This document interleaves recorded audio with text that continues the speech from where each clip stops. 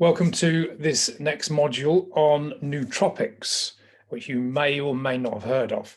And we're going to look at smart drugs and in specifically Lucy and Limitless. Now, you may know that they're references to two films, and I'll explain more as we go through this module. This may be something that you've heard of. You may have heard of the term nootropics. What is it? What are they? What are smart drugs? And, why am I suggesting that you take drugs? And I'm not.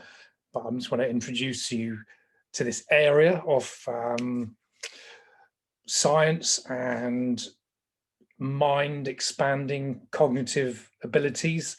It could be something that is definitely very interesting. I've been dabbling in this for a good few years now, and I want to introduce it to you. It could be something you could look at. So I mentioned the films Lucy and Limitless. Now, you may have seen the film Limitless. I think it was 2011 with Bradley Cooper. You see there on the front there with Robert De Niro as well.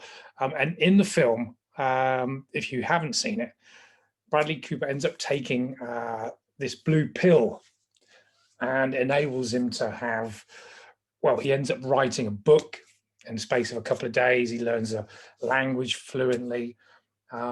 And just has basically an unlimited brain capacity. And it's just an exaggerated version of what nootropics and smart drugs are meant to do.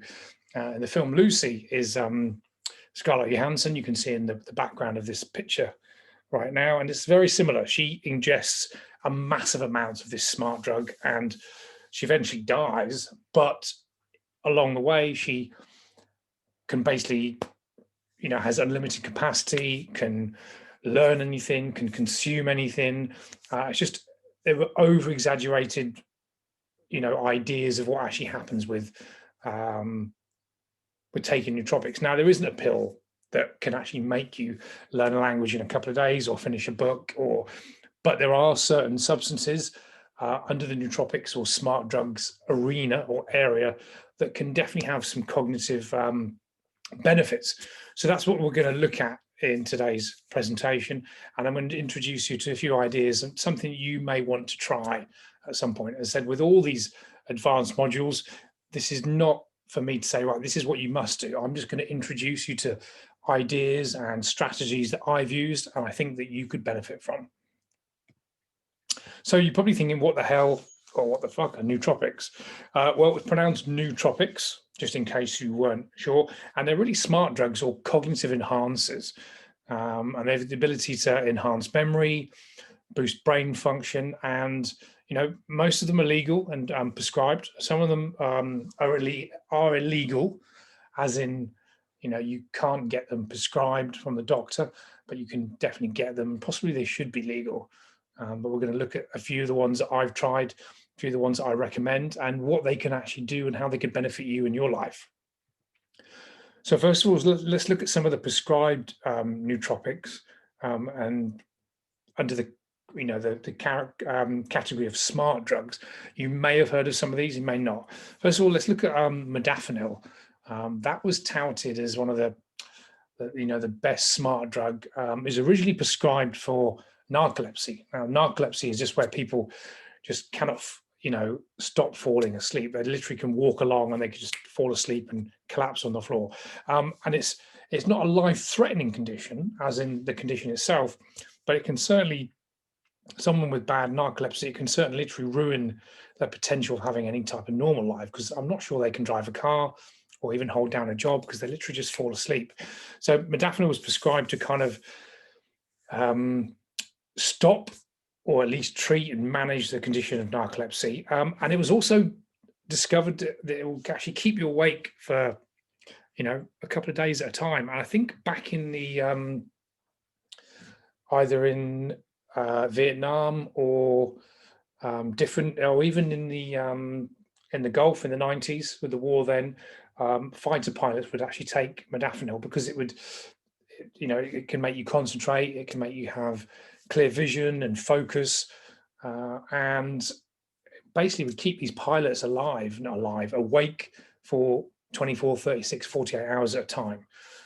So it's kind of got the really advanced effect. If you haven't got narcolepsy, it just literally can, if you take one at 6 p.m, you can forget about going to bed. And I've actually tried most of the drugs I'm going to talk about, most of the nootropics that I'm going to mention in this module. Modafinil is kind of a weird one. It really is very, very good for intense focus. If you had maybe a large project that you had to get done in maybe a day or two, you could try one of these and it would almost give you like tunnel vision. The downsides of modafinil, it's still a drug. And with any type of drug where there's a change in your sort of neurochemistry, there's always the downside of being addictive. So modafinil is to be used sparingly, but I have actually tried that and I can say it is quite good, but it's not something to use all the time.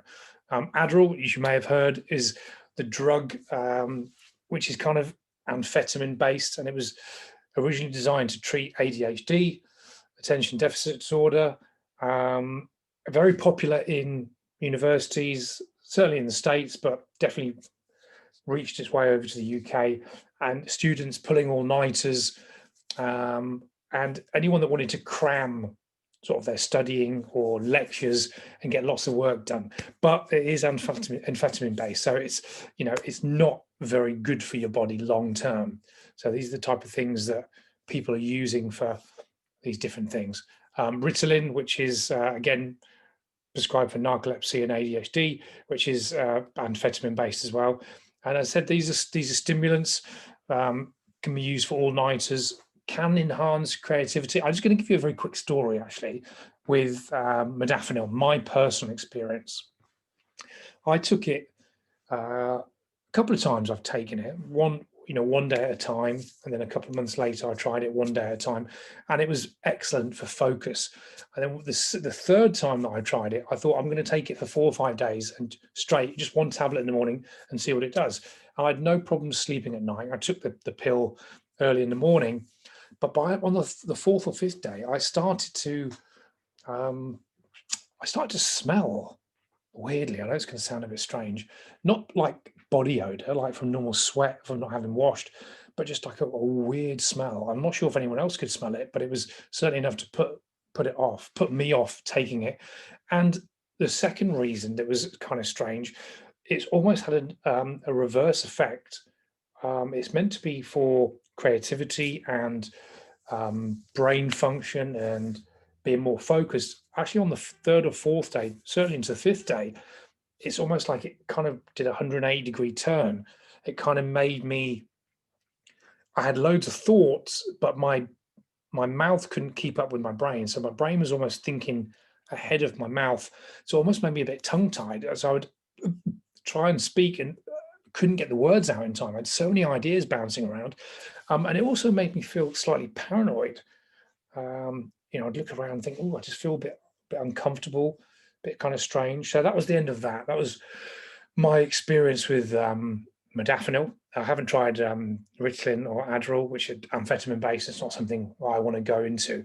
But these are some of the prescribed nootropics that are considered smart drugs, but definitely to be used sparingly. And as I said there, be careful with these. I'm going to introduce these. I'm not a doctor. I'm not saying go out and try them. I'm just introducing you to the world of nootropics. Side effects, apart from the creativity and the cognitive function and being more switched on and turned on, they can increase high blood pressure. This, I guess, is probably long-term effect. If these drugs were prescribed to you, I think 1 or 2 every now and then is not going to have this. Definitely increase your heart rate. Insomnia, only if you took them, probably within 4 or 5 hours of bedtime, maybe from the evening onwards, but in the morning, no problem. Trouble with vision, I personally didn't have that, as again, these are probably long-term if you're using these drugs for a period of months or even longer. And certainly addiction, because they do make you certainly have a certain effect, feel high. So you are going to get some type of addiction. I said, I just like to be a bit of a guinea pig, tried them a couple of times, probably not somewhere where I'd go again, but just making you aware of these. So more into the over-the-counter nootropics, and this is kind of what I really want to focus on. And these are the ones that I'm going to personally suggest that you look at or at least try. And you may have not heard them under the sort of the arena or area of nootropics, but caffeine It's certainly, enhancing. It's definitely the world's most used psychoactive drug. I guess it's because it's just a common drink that most people, if you like coffee, of course, drink on a daily basis, 1, 2, 3 cups a day. But it definitely comes under the umbrella of nootropics. L-theanine, you may have heard of this. It's actually an amino acid in black and green tea, primarily in green tea, but it's also in black tea. And it kind of promotes calm. So that's why green tea, when people tend to have a green tea or a black tea, it can kind of chill them out. It's an amino acid that actually has some sort of relaxation therapeutic dose to it. Omega-3 fatty acids, or basically fish oil. It's easy to say what fish oil doesn't do.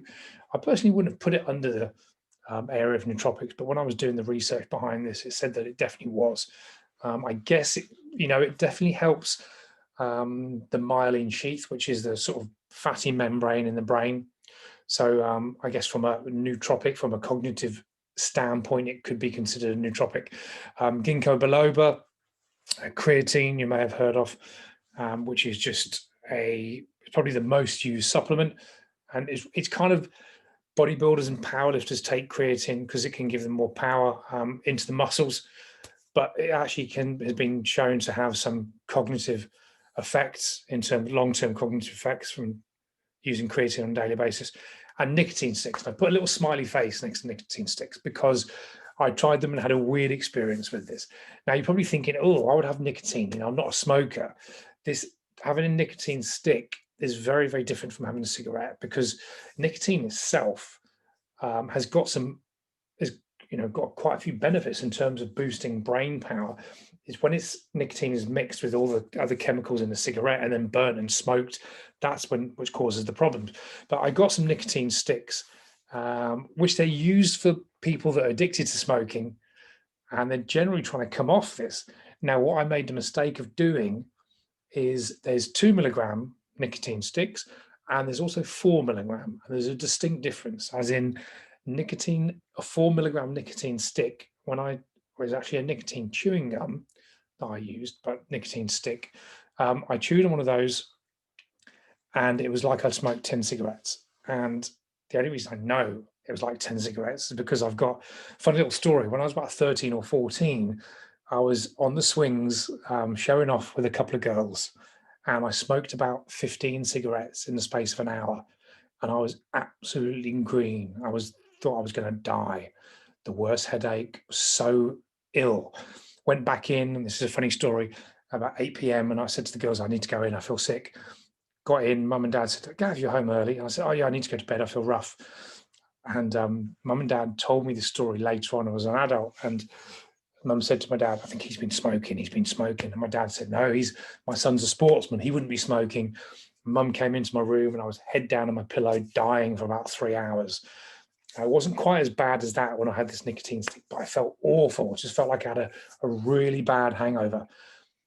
Then went back and did my research, and it said, if you're non-smoker, definitely don't use the 4 milligram stick. So, or the 2 milligram chewing gum. So I probably had too much, had a bit of an overdose on nicotine. So I would recommend you trying, if you're going to try the nicotine, very nice boost, is have the 2 milligram chewing gum, and definitely not the 4 milligram. So these are some of the ones that, a lot of people use on a daily basis. We talk a little bit about psychedelics. Now, psychedelics have got a bit of a bad rap. Okay, I guess you've kind of heard in the 60s and the 70s, and people taking LSD and magic mushrooms, and there was all the government to crack down that they're going to send people mad, and people have these psychotic outbursts, and it can send them crazy. And there's no doubt abuse of any drug can have massive side effects. But what's happening more recently in sort of current times, certainly the last 10 to 15 years, and been made popular by the sort of tech industry in San Francisco, Silicon Valley, is microdosing, small amounts.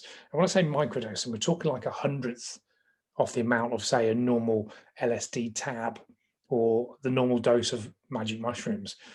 So LSD microdose, psilocybin, which is magic mushrooms, MDMA, which is ecstasy, ketamine, which is actually a horse tranquilizer, THC, which is pure cannabis oil. As I said, that's loved by Silicon Valley. What have I tried there? I've actually tried everything there, apart from LSD. I've never tried LSD, psilocybin, and only recently I've never actually had a therapeutic dose of magic mushrooms where you would actually go on maybe a 6 to 8 hour trip. I've not done that, but I have microdosed psilocybin, and the point of microdosing is you get like 100th of the dose of, say, a normal amount of where you'd be tripping and, on a different planet and basically blasting off into space, just to get enough to open up the neurons in your brain and to get almost like a enhanced creativity. My experience of having the psilocybin was I just felt fairly switched on. There was no visions. I wasn't seeing anything. There was no hallucinogenic effect. It just felt good. I felt switched on. I felt alert. And it was definitely something that I would definitely try again. So that was my experience with psilocybin.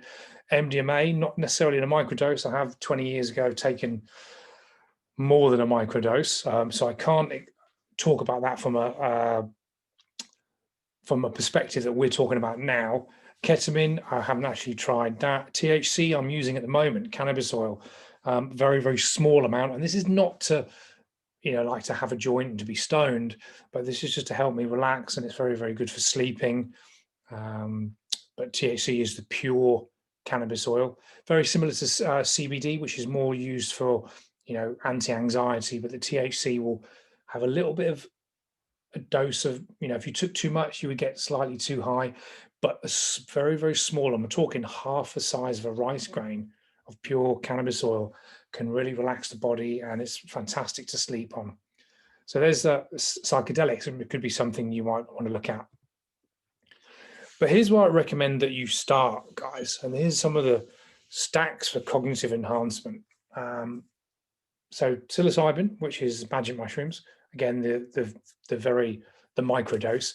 Lion's mane, which is also another mushroom extract, but not a magic mushroom extract, just a very, that's a legal mushroom extract. And niacin, which is vitamin C. That's actually a very, very nice stack. So tiny bit of magic mushrooms, tiny bit of lion's mane, and then niacin. And niacin will actually give you a flushing effect. So it almost feels like your body's tingling. So that was quite a nice little stack that I've used. I use that occasionally when I've got a lot of work to get done, like a big project or something I really want to focus on. It makes me feel quite creative, open-minded, really focused. That's nice. Alpha GPC, which is just a supplement that increases the neurotransmitter acetylcholine and can help with focus, memory, and motivation. We've talked about neurotransmitters before, dopamine, serotonin. So acetylcholine is just one of those, just kind of like a happy neurotransmitter, and it can definitely make you feel good, focused, and motivated.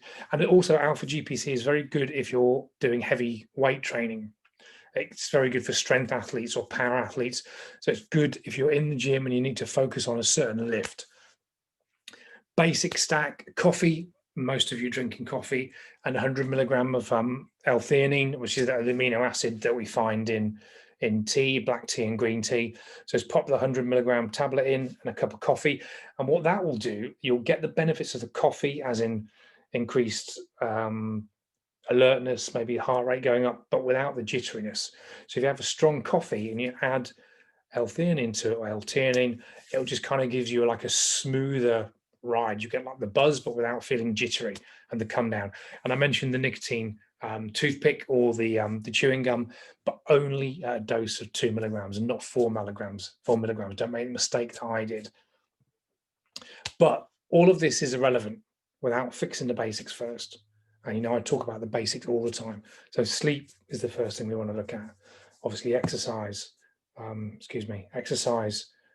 Nutrition, we talk about all the time, high protein, and of course manage stress levels. And I think a lot of people make the mistake of trying to fix these things or trying to look at advanced supplements like nootropics and other supplements that I've mentioned in previous modules without fixing the basics first. I think nearly all of the health problems can be fixed for most people by addressing certainly nutrition, sleep, and exercise. And stress to a certain extent. Those are the 4 big ones. If you can fix those 4, nearly all of the problems that most humans have can be eradicated. And only once the basics are in place should you look at some of the cognitive enhancements that I've talked about. Okay, so action steps is really to start small. I said, get the basics in line. And let me just take you back to some of the stacks. In terms of starting small, probably the basic one you could do is have the coffee and 100 milligram L-theanine. That would be a very, very good start. Maybe the second option to that would be try some alpha GPC, which you can order off Amazon. And that would be probably the intermediate version. You could even have coffee, the 100 milligram L-theanine and some alpha GPC. That would give you a nice little buzz, a nice bit of focus. Probably the more advanced one would be the microdose of psilocybin with the lion's mane and the niacin.